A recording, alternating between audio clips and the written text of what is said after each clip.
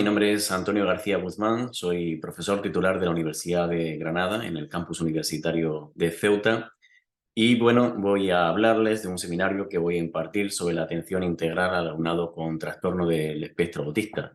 Destacar que mi formación es doctor en psicopedagogía con doctorado europeo y especialmente, bueno, toda mi formación y demás está relacionada con la atención a la diversidad, la inclusión y el trabajo en el alumnado con necesidades educativas especiales.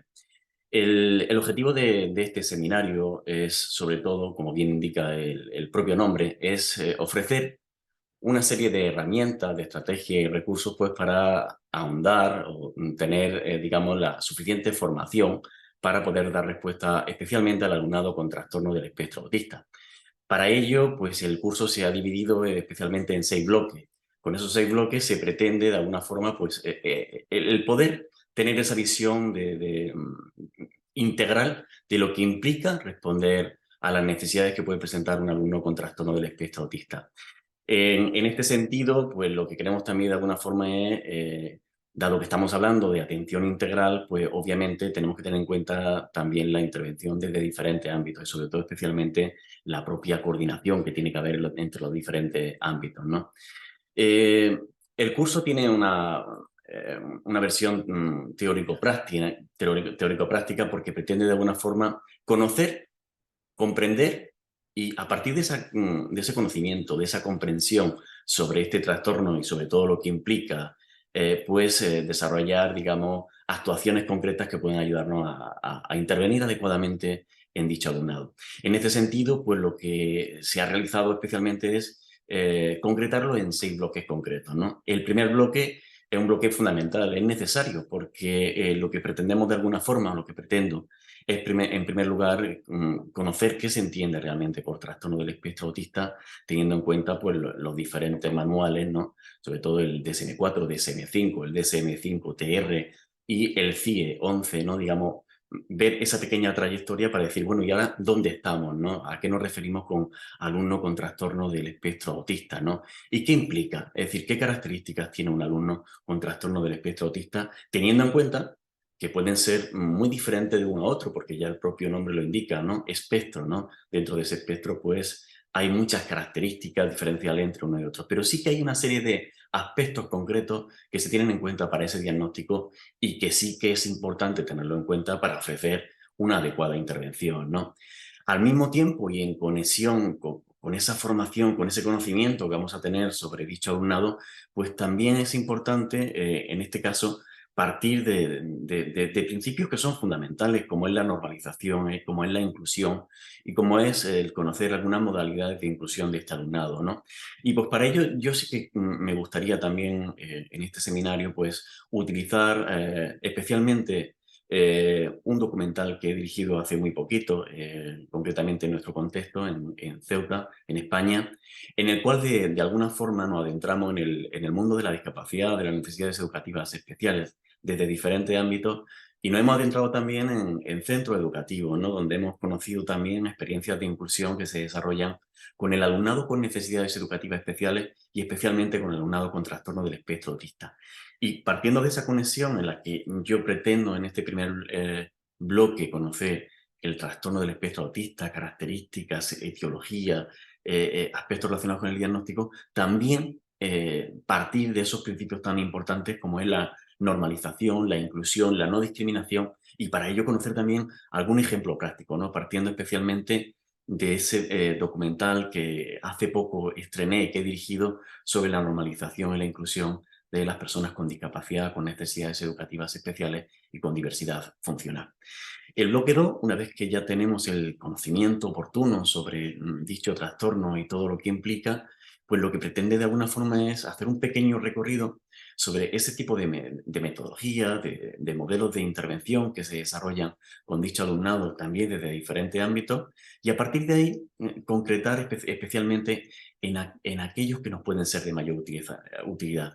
Efectivamente, hay modelos que están más centrados, como por ejemplo el modelo de intervención ABA está más centrado en las conductas, otro más centrado en la colaboración con la familia.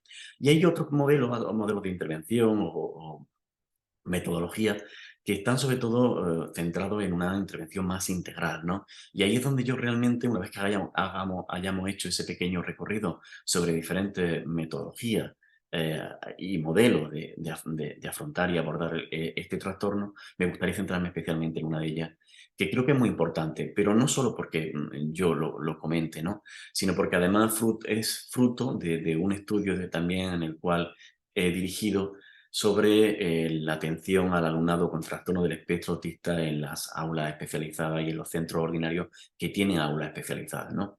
Y en ella, en ese estudio, de alguna forma se pone de relieve especialmente dos metodologías que se suelen utilizar mucho en los centros educativos, la metodología Denver y especialmente la TEACH, ¿no? Que ahí es donde yo quiero hacer especialmente hincapié en ese segundo bloque, ¿no?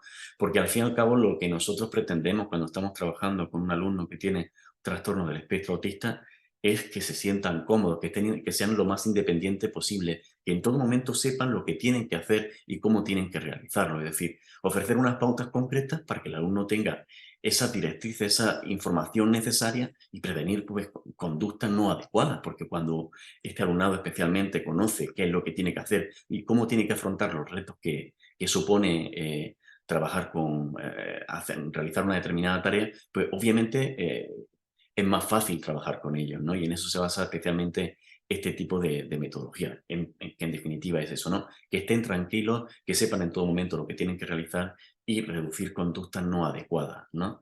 Y sí que voy a hacer, como he dicho anteriormente, una gran referencia a esta metodología, cómo se estructura el ambiente para ello, cómo se trabaja, cómo tenemos que seguir una serie de pautas para tener en cuenta aquellos aspectos que nos van a ayudar a que nuestra intervención sea realmente adecuada en un contexto normalizado y especialmente inclusivo.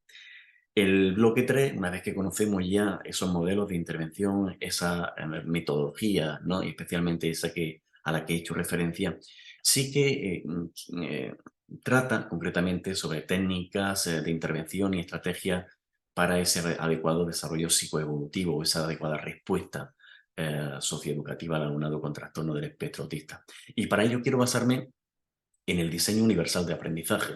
Es decir, ¿qué podemos extraer del diseño universal de aprendizaje que sea, digamos, transferible o extrapolable, digamos, a nuestro contexto y que nos sea útil para trabajar con dicho alumnado, ¿no? Lo que implica especialmente tener en cuenta la accesibilidad cognitiva, la accesibilidad emocional, accesibilidad física, accesibilidad de la información, ¿no? Y qué aspectos o pautas tenemos que tener en cuenta, pues, para que esa enseñanza sea realmente adaptada al alumnado que así lo requiere, como puede ser el alumnado con trastorno del espectro autista. También relacionado con las técnicas, es fundamental conocer los sistemas alternativos y aumentativos de comunicación, ¿no? Porque una de las características fundamentales que encontramos dentro del trastorno del espectro autista son problemas relacionados en la comunicación y en el lenguaje, ¿no? Y de ahí que los sistemas alternativos, aumentativos de comunicación, en función del caso concreto, van a ser una ayuda muy importante, ¿no? Y ahí sí que haré también una especial atención a centrarme en esos sistemas alternativos y aumentativos de comunicación y especialmente en todos cuantos nos van a ayudar a mejorar la comunicación, la accesibilidad cognitiva, que son aspectos muy importantes y que están muy en conexión en este sentido, ¿no? Ahondando un poco más en los sistemas alternativos de comunicación, considero que los PECs, atendiendo a las buenas prácticas analizadas en los diferentes centros educativos, fruto de uno de los proyectos de investigación que desarrollé eh, vamos, muy recientemente, están los PEC, ¿no? Picture Exchange Communication System, es decir, en definitiva, el intercambio de imágenes, ¿no? El sistema de comunicación por intercambio de imágenes. Y ahí sí que quiero que veamos algunos aspectos concretos que puedan ayudarnos, digamos, a mejorar la comunicación y el lenguaje del alumno con trastorno del espectro autista. Porque ya digo, la investigación, el análisis de buenas prácticas viene a indicarnos que es una metodología, es una es un sistema alternativo que puede ser de mucha utilidad para trabajar con dicho alumnado y por tanto sí que haré especialmente hincapié. Luego, las técnicas específicas de intervención, como el moldeamiento, modelamiento, el encadenamiento hacia atrás, el apoyo conductual positivo, son aspectos que también nos van a ser de gran utilidad conocerlos para poder aplicarlos cuando sea necesario, ¿no? Especialmente cuando veamos que en función de las características de dicho alumno nos pueden ser de gran utilidad, ¿no? Y yo creo que en la mayoría de los casos, y así se ha comprobado, suelen ser muy útiles para trabajar en esa intervención integral, ¿no? Y finalmente, basando en este bloque, para terminar este bloque, basándonos un poco en esas buenas prácticas analizadas, ¿no? Destacar al final con qué tenemos que quedarnos, ¿no? Porque al final, cuando uno está trabajando sobre la intervención, son muchos aspectos que tenemos que tener en cuenta. Pero siempre hay una serie de pautas, directrices, que siempre que tenemos que tener muy presentes, y ahí sí que me gustaría hacer especialmente hincapié en algunas de ellas que considero que son muy importantes y necesarias. El bloque 4, pues ya centrado un poco más en el ámbito educativo, ¿no? Y especialmente en los centros educativos, lo que pretende es eh, dar a conocer dos aspectos que son fundamentales. ¿Cómo organizo yo mi centro para que realmente responda a las necesidades del alumnado con trastorno del espectro autista? Y no solo con trastorno del espectro autista, sino en definitiva con alumnado que tenga necesidades educativas especiales relacionadas con la comunicación y con el lenguaje, ¿no? ¿Cómo puedo hacer que mi centro sea más accesible? Esté más relacionado con el diseño universal de aprendizaje y en definitiva fomentar una escuela inclusiva que tenga en cuenta a todos los alumnos, pero especialmente aquellos que demandan más necesidades, como puede ser este alumnado, y evitar tantas barreras que desgraciadamente a veces se encuentran en los propios centros educativos. Y un poco más, adentrándonos un poco más en este tema, pues se trataría también de ver, bueno, y ahora a nivel de aula, ¿qué puedo hacer yo como docente, ¿no? Para tener mi aula, digamos, acorde, ¿no? A lo que puede requerir este alumnado, ¿no? Es decir, ¿cómo organizo yo mi aula, ¿no? Teniendo en cuenta una serie de directrices que pueden ayudarnos a que si el aula está mejor organizada, es más fácil trabajar con dicho alumnado. ¿Qué rincones podría yo utilizar para trabajar con este alumnado, ¿no? Y aquí sí quiero hacer hincapié también, ¿no? En ese estudio en el cual hemos analizado cómo se organizan las aulas ordinarias que tienen a niños con trastorno del espectro autista integrado y de qué forma se organizan para dar una adecuada respuesta, ¿no? Veremos algunos rincones concretos que sería adecuado tener en cuenta, digamos, en nuestra aula ordinaria, ¿no? Aspectos relacionados con cómo colocamos la imagen, los pictogramas y la agenda, es decir, qué recursos nos pueden ser de mucha utilidad en nuestra clase, ya no solo en tenerlos, sino también cómo organizarlos, ¿no? Y luego, pues el bloque 5 también muy relacionado con lo que estamos comentando, pues sería un poco ver todo lo que tiene que ver con las tecnologías de la información y la comunicación o tecnologías para el aprendizaje y el conocimiento, ¿no? Que en definitiva lo que se trata es de conocer qué tipo de o cómo las tecnologías nos pueden ayudar a mejorar, digamos, muchas capacidades y habilidades de este alumnado y conocer también, ¿por qué no?, algunas aplicaciones concretas que en nuestro día a día nos pueden ser de utilidad. Algunas de ellas son, además, prácticamente todas las que voy a mostrar, son gratuitas, se pueden descargar en nuestra tablet, en nuestro ordenador y se pueden trabajar pues, para mejorar esa comunicación, ese lenguaje, esas conductas que no son adecuadas, ¿no? Y con estas aplicaciones pueden ser muy útiles trabajar con la tablet o cualquier otro dispositivo y ahí sí que quiero hacer especialmente referencia a ello, ¿no? Porque son aplicaciones que en el día a día nos van a ser de muchísima utilidad, ¿no? Y partiendo de ello, pues también alguna experiencia en la que yo he participado también relacionada con las TIC, ¿no? Quiero que veáis, bueno, algún ejemplo, ¿no? De cómo las TIC pueden favorecer el aprendizaje, en definitiva, la respuesta educativa o socioeducativa que se puede desarrollar en este alumnado. Ese sería el bloque 5. Y el bloque 6, un bloque también muy importante, porque, como hemos dicho, el objetivo del curso es hablar de la respuesta integral, ¿no?, al alumnado con trastorno del espectro autista. No sería completo el curso si no tuviéramos en cuenta la familia, el ámbito sociofamiliar, ¿no?